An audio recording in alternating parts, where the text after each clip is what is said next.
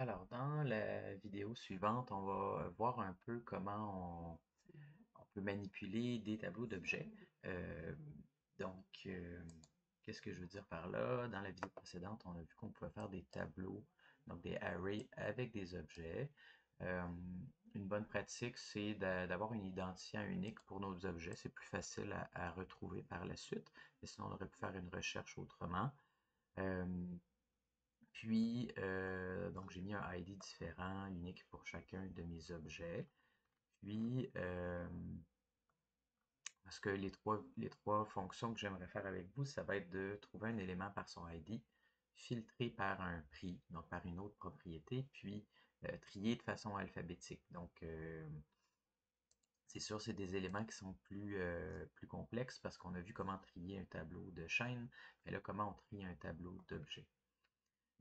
Juste un petit truc, quand je génère pour pouvoir le trouver dans ma liste, euh, moi je vous conseille d'ajouter comme un ID, comme ça quand on clique dessus, on est capable de récupérer le ID de l'élément cliqué.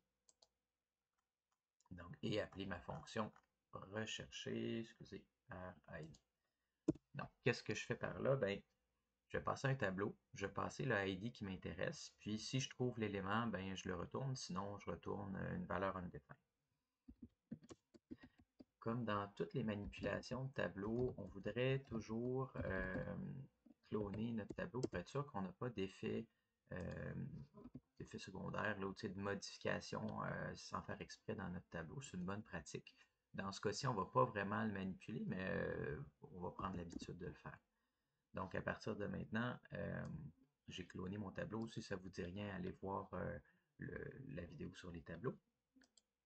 Puis, je vais chercher album, trouver.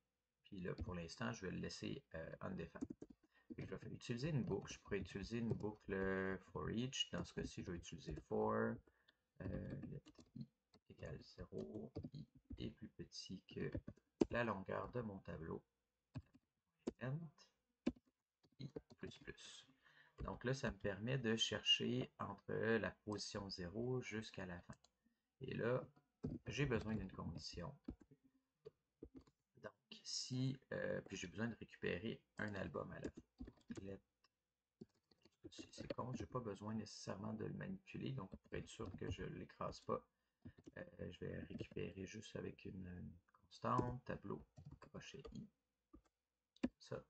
Puis, si le ID de cet album-là correspond, donc égal au ID que j'ai cherché plus haut, ben à ce moment-là, si c'est pareil, ben album trouvé est égal à mon album ici.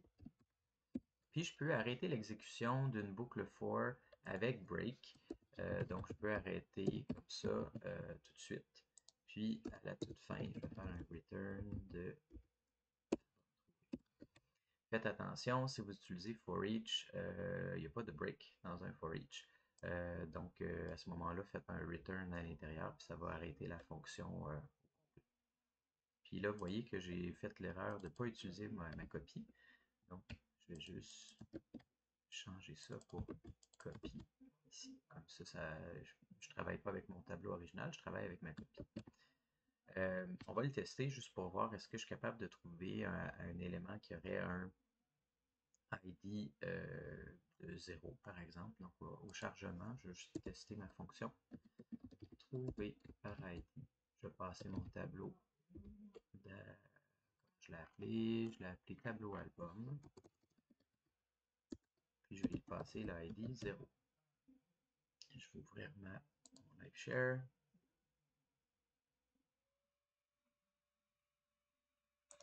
J'ouvre mon inspecteur dans ma console. Il ne se passe rien du tout.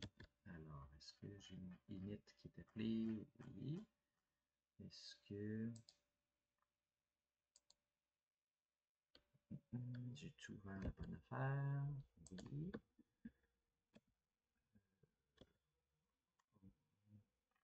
Je vais mettre sur pause 30 secondes, puis je vais revenir pour trouver l'erreur. Alors, mon erreur, c'était de ne pas rien mettre dans ma console. Donc, c'est sûr qu'il n'y a rien dans la console si je ne le demande pas. Post album. Donc, je vais le mettre dans... Aussitôt qu'on a un return, je dois mettre ça dans une variable quand j'appelle la fonction. Puis, je vais faire un console.log de mon album. Maintenant, ça devrait afficher effectivement dans ma console. Si j'essaye avec 1, super, maintenant je devrais avoir mon autre album avec le ID 1. Puis si je mets quelque chose qui n'existe pas, donc si je mets 7, je devrais avoir undefined à l'intérieur. Donc je peux toujours tester quand j'appelle cette fonction-là. Je peux mettre ça dans un if pour vérifier si c'est pas undefined, ben là je peux exécuter quelque chose. Super. Donc là, je suis capable de trouver un album par ID. Quand est-ce que je pourrais me servir de ça? Je pourrais m'en servir du moment que, par exemple, quand j'affiche mon détail, je passe un album, mais quand je clique dessus, ben, je pourrais le trouver dans ma liste, puis s'il est là, ben, je l'affiche correctement. Donc, ça serait un clic de générer vignette ici. Donc, je peux, quand je génère mon élément, je peux récupérer le dernier élément trouvé, ajouter HTML, est égal à ma grille de produits, .last element child, donc c'est le dernier élément qui vient tout juste d'être ajouté. Puis je peux mettre élément ajouté, .event listener de clic. Puis je vais avoir besoin d'une fonction au clic. Clic. Une vignette. Donc les fonctions qui sont dans un add event listener ont un paramètre événement.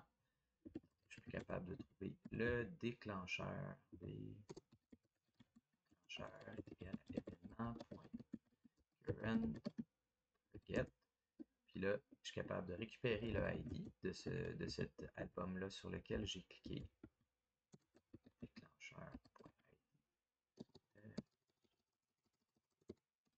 est égal à déclencheur.id. Donc, tout ce que j'ai mis ici, l'attribut ID, je suis capable de le récupérer de cette manière-là. Puis je serais capable de trouver mon album égal à trouver ID. Tableau d'album. Puis là, j'y passe l'ID.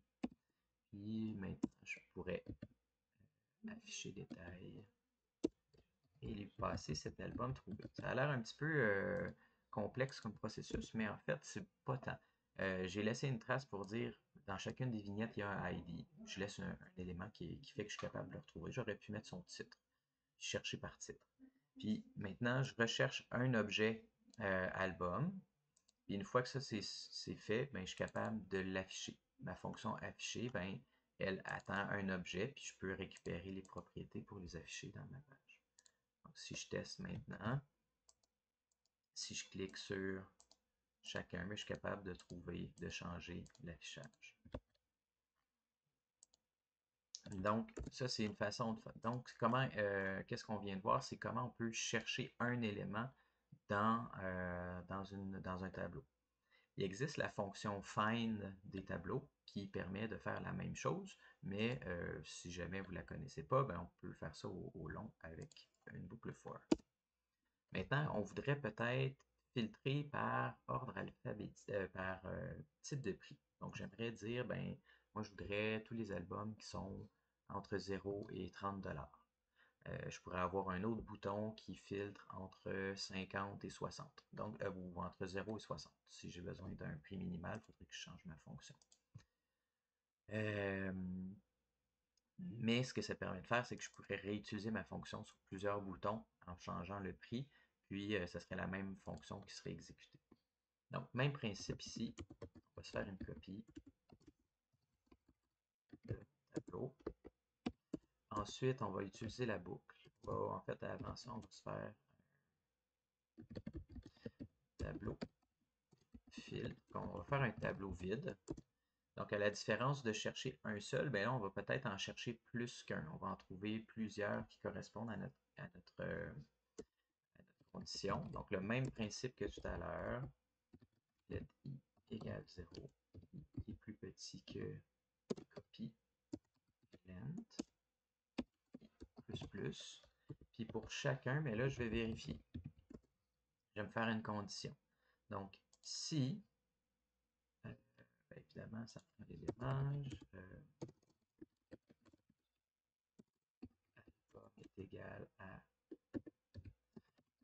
copy chez i. Si mon album.prix est plus petit ou égal à le prix max que je cherche, ben, si c'est le cas, ben, on va l'ajouter à notre tableau de filtre. Puis on va passer comme ça au travers de tous nos albums. Tableau filtre. Comment on ajoute? Ben, on va utiliser push, puis on va ajouter l'album à la fin. Tout ce qu'on fait, c'est on crée un tableau temporaire, on passe au travers de notre liste, puis si ça correspond à ce qu'on recherche, ben, on va l'ajouter à notre tableau temporaire. Ensuite, une fois que j'ai passé au travers de tous mes éléments, je retourne mon tableau filtré. Si ça ne correspond pas, ben, je vais avoir un tableau vide. Sinon, ben, je vais avoir un tableau avec plusieurs éléments. Maintenant, ben, je me suis fait un bouton clic rabais que je suis déjà allé sélectionner. Là, il est ici sur ma page. Puis au clic, j'ai mis un Add Event Listener de clic, puis je mets un rabais, ma fonction clic rabais. Ben, dans ce cas-ci, ben, je viens filtrer mon tableau d'album. Je mets en bas de 25 $ et moins. Puis, j'affiche ce tableau-là. Si je m'en viens tester ici, ben, tout d'un coup, j'ai juste deux albums qui ont 25 $ et moins. Je l'affiche, ben c'est vrai, Pink Floyd 8 à 45, donc il ne va pas être ajouté. Donc, je vide ma liste, puis je réaffiche juste ceux qui m'intéressent avec ce nouveau tableau-là. Maintenant, le dernier truc qu'on veut voir, c'est comment on peut trier un tableau.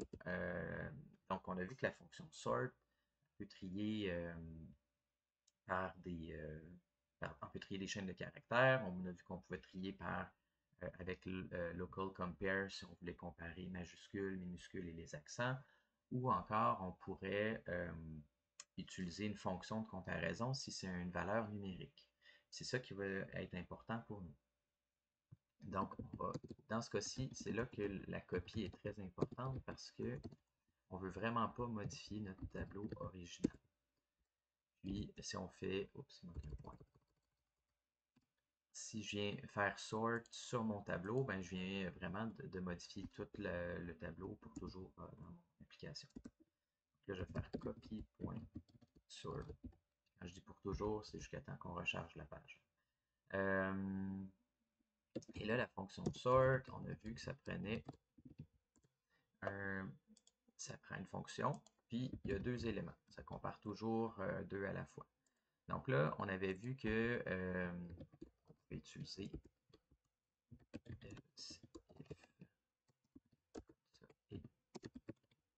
else. On avait vu qu'on pouvait comparer. Donc, par exemple, si je disais que A était plus petit que B, ben, si c'est ça que je veux, puis que ben, je vais mettre moins, je vais retourner moins 1, B,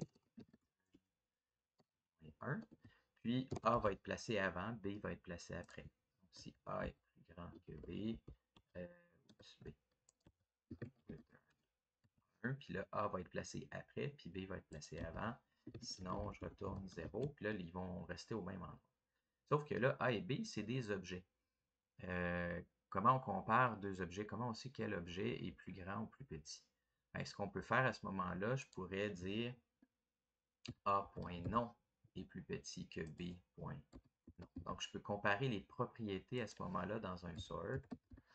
Puis, B.nom, je pourrais utiliser A.nom, .local compare de B.nom.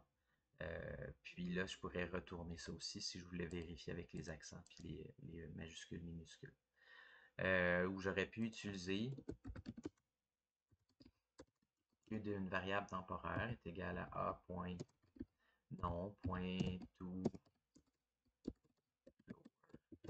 si je veux vérifier, si je veux tout mettre en minuscule, donc B égale à B point tout.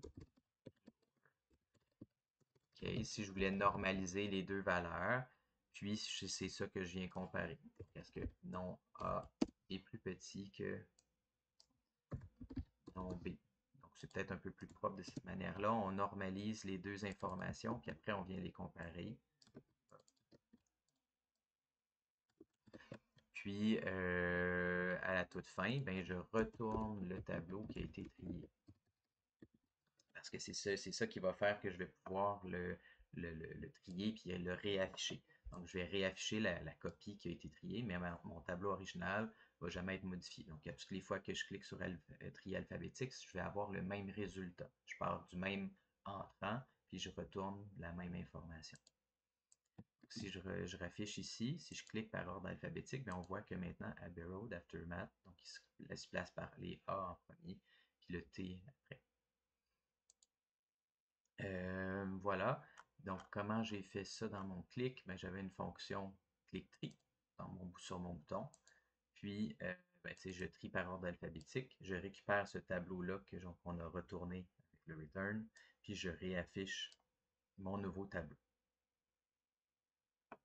Voilà, ça fait le tour des trois principales opérations de manipulation de tableau d'objets. Donc, trouver un seul élément, trouver filtrer, donc trouver plusieurs éléments, puis trier ou ordonner la liste dans un ordre particulier. Voilà.